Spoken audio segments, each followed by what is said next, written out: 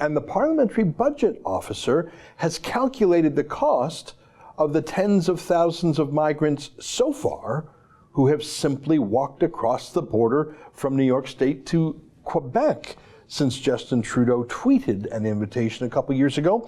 Let me quote from an article in today's Toronto Sun by our friend Anthony Furey. The headline is, "Illegal border processing costs alone to exceed $1 billion. Parliamentary Budget Office report." $1.1 billion to be precise. And joining us now is the author of this article, our friend from the Toronto Sun, Anthony Furey. Anthony, that's a staggering amount of money, and that's just for the feds, isn't it?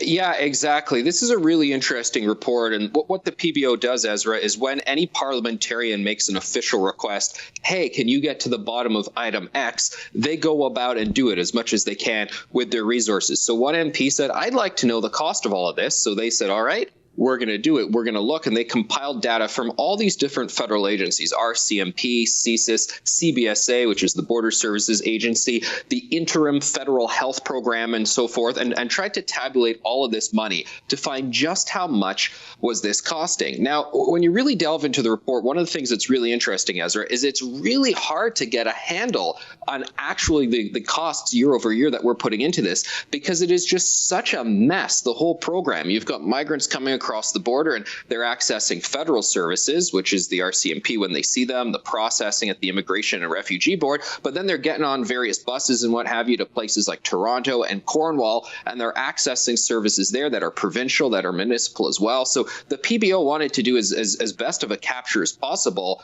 They did federal money, so they looked at just the federal agencies. So really all this $1.1 billion is, Ezra, is the number to process the requests, to process their asylum claims. This is not at all including any sort of social services you give them, any housing. You add that in, it is much higher.